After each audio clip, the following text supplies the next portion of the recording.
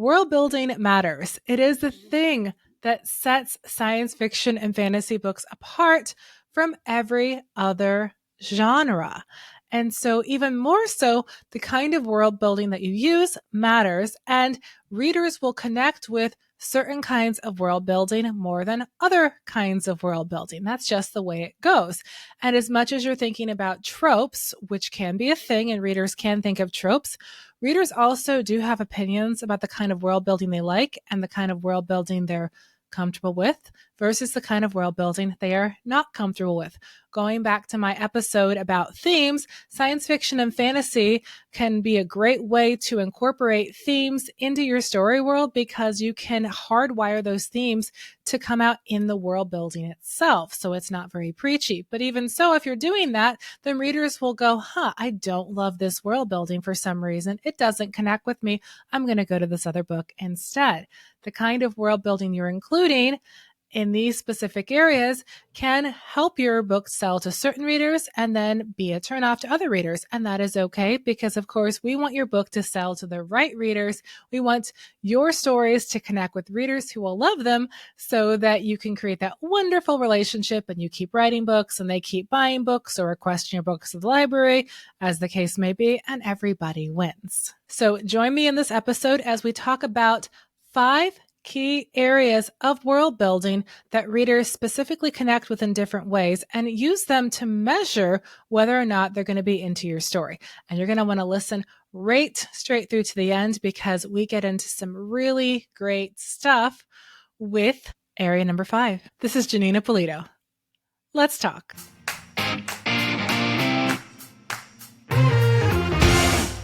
And welcome back to the Author Culture Podcast, where we're all about helping ambitious science fiction and fantasy authors, just like you, achieve your unique success in a chaotic publishing world and still love science fiction and fantasy books because they're awesome. So whether you are an author of science fiction and fantasy books who is all about figuring out an author life and career that flows with your life season and goals, you're in the right place. If you're a reader who wants to peek behind the curtain and learn more about how this book thing is done, and also geek out with me about science fiction and fantasy books, you're also in the right place. And I'm so glad that you are here. Now let's dive into these 5 areas of your book's world building that readers will particularly be fascinated with and or at least care about how you handle that aspect of world building. And it will be something they either connect with or go, not for me. The first one is setting and location.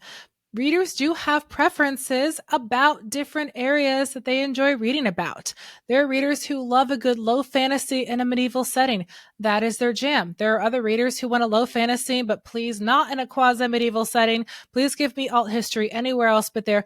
I want something different. I want something fresh.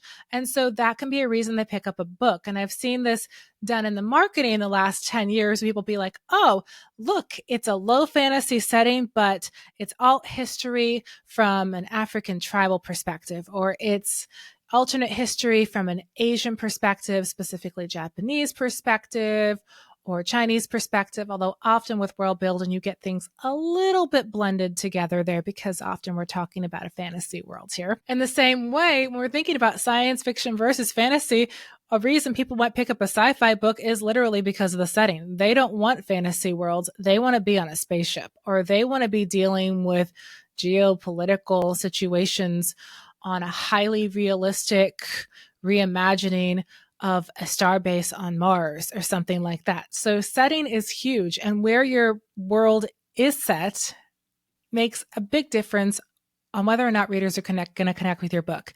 This even goes so far as to be in a secondary world setting or a primary world setting. So whether you're setting all of your book in a secondary world that is similar to ours, but also very different, or whether you're doing something like contemporary or urban fantasy or near future science fiction, where you're setting it in an alternate history world that's very similar to our present day, but also a little bit different, that can be a difference too. There's some people who like urban fantasy more than secondary world fantasy. There are some people that want secondary world and won't touch urban fantasy or won't touch near future sci-fi or anything like that. That's not their jam. So when you're thinking about setting and location in terms of what you're writing and in terms of what you're marketing, that is going to play a part in whether or not readers pick up your book and whether they engage with it. Magic system or lack thereof can also be a main area of world building that has people connect with your world or not. There is a whole subcategory of readers who just don't want magic in their books. And that's why we say it's low fantasy, where there's not really any magic, but it's on a different secondary world. That can be a thing for people. That is a subgenre of fantasy, of a kind of fantasy book. So when you're thinking about magic inclusion, that is something people are going to look at and say, okay, what is the magic inclusion? Is there a lot? Is there a little? How is it used? What does the magic system look like? Is it a hard magic system where everything is explained in really granular detail? Or is it a soft magic system with lots of hand wavium or et cetera, where people just want things to be simple? They don't want all the explanations. They don't care why people do things. They just say, okay, the wizard shoots fire blasts. We're good to go. I don't really need to know the details. So when you're thinking about connecting with readers in terms of your book, one of the things they will look at is, what is the magic level in the book? Is it a high magic level or a low magic level? If that's something that you can include in a graphic, in a trope, in a description, that's something that's a selling point for some readers and is a turnoff for others. And depending on what's in your book, you want to connect with readers who are going to find the content of your book interesting, attractive. I got to read it. Hopping over to sci-fi world. Now, this is a little bit tricky because there are readers of sci-fi who say, the only real science fiction is hard science fiction. The only real science fiction is science fiction where it's all very granular and you have pages and pages that explain how the engines on the spaceships work and all the geopolitics are figured out and all the interplanetary stuff is figured out. And my goodness, we don't want to have any aliens, or if we do, they must make absolute granular sense. It's a bit of a thing there. And then you have people who say, well, then anything else is space opera. It's kind of softer, etc. But the point is, your level of tech and science fiction does matter to readers the same way that your use of magic or lack thereof is a factor for fantasy readers. So whether you have a lot of technology or a little, whether you're talking about a very specific kind of technological advancement, sort of like in a near future sci-fi, or if your whole story world revolves around a particular kind of technology and how people interact with it, that is going to be a significant factor, a significant thing that attracts or repels readers in your world building. Conversely, if you do this big epic space opera or big epic hard sci-fi space opera where there's just all the tech all the time, and it's huge because that's epic. If you're watching this on YouTube, the hands are big on the screen. That can also attract or repel readers. So that's something you have to think about. And again, it's not a matter of choosing one or the other. It's a matter of being intentional and understanding that what you choose is going to attract some readers and repel others. And depending on how it interacts with your genre conventions and what's typical for your genre, that can also increase or decrease your sales potential. And of course, you can mash up your ray guns and your magic wands. You can do magic and science in the same book. It's a little more tricky to market. There are certain genres that kind of allow for it more. Steampunk can allow for that a bit more. There's definitely a side that's very magic and a side that's very historical, alt history, techie. But you can find a middle ground. But understand, if you're doing a mashup that includes magic and sci-fi, it can limit your readership. It depends on what other elements you have in your world building and what other tropes you're using. And of course, what your platform is, your marketing plans, etc. But when you mix those two flavors together, it can be a little trickier to connect with your ideal reader. It doesn't mean it's impossible, and it doesn't mean it can't succeed, but it can be trickier. So just be aware of that. Of course, area 4 is actually going to be the amount of world building in your story. Do you have a lot of world building? Do you have a little bit of world building?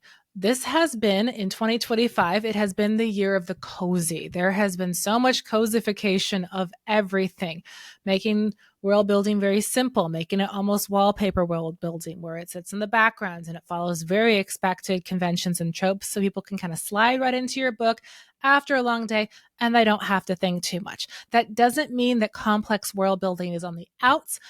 There are people who actually really enjoy engaging with a complex world and escaping their world at the end of the day into the complexity of the author's created world. But you need to understand the kind of book that you're writing and communicate that effectively to readers so they understand what to expect as well. It doesn't really help if you have a reader who's coming expecting complex world building and they get cozy. Conversely, if you have a reader who's expecting cozy and they got complex, that can be challenging too. And of course, figuring out what that dividing line is between cozy and complex can be a little bit difficult. It's more of a spectrum, really. And maybe if there's interest, I will tackle that in a future video, but that's definitely something to consider because the level of world building and level of complexity and uniqueness is definitely something that readers will look at when they're considering the world building of your book. And area number 5 that you need to consider is the scope of your world building. And we've talked about this a little bit earlier when I mentioned epic versus cozy, but the scope of your world building and the level of complexity you need to build into the story is something readers are going to look at. And that's something that can also dovetail into how much world building you need to do behind the scenes. I think one of the attractions of cozy fantasy and the cozification of world building is not simply that it makes it, more accessible to readers, which it does, but they're also easier books to write because you don't have to keep track of so many details in your story. And so I think a fair amount of authors who maybe didn't usually write in science fiction or fantasy are going, well, I didn't want to build a huge complex world, but if I can just take existing ideas and make it a wallpaper background and then just proceed with what I usually do, I can do that and churn out books really fast. And again, the kind of people who read cozy stuff usually want to be able to read quite a number of books quickly.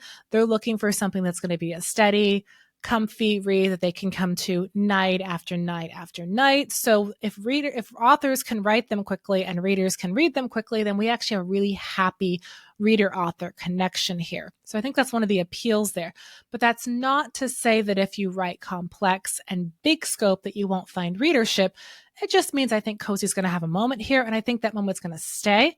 And that's just going to shift some things in the science fiction and fantasy ecosystem as it has already, because it's drawing on something people already enjoy, which is cozy. And that goes back to the idea of, those little Agatha Christie mysteries people used to just burn through. As a teenager, I just burned through those little small books really fast. A cozy mystery has been a thing for ages. And so bringing that cozy element, that bingeable element, that snack size element into fantasy and sci-fi just makes sense. Kind of surprised it didn't happen before now, but here we are. We are in the cozification moment. Do not despair, writers of complex stories. There is a place for you.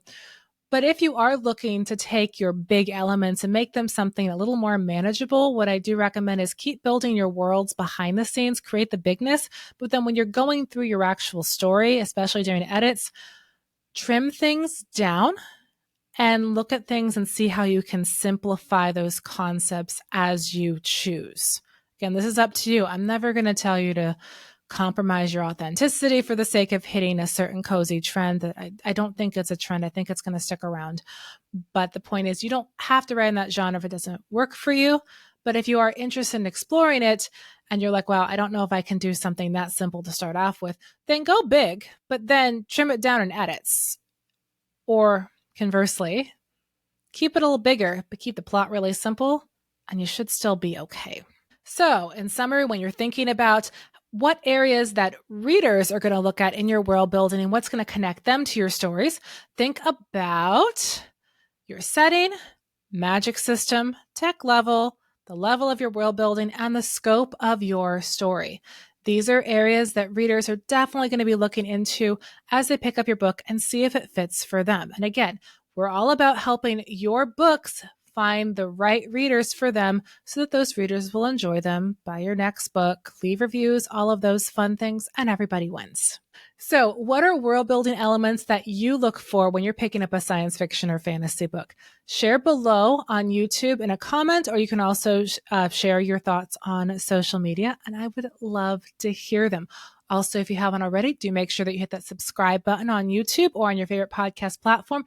And if you'd like to dive more into world building and whether or not it's becoming more or less complex, I have a great video on that you can just hop to right after this one, and we go all in on complexity and world building versus simplification and what that means culturally and what it means for storytellers.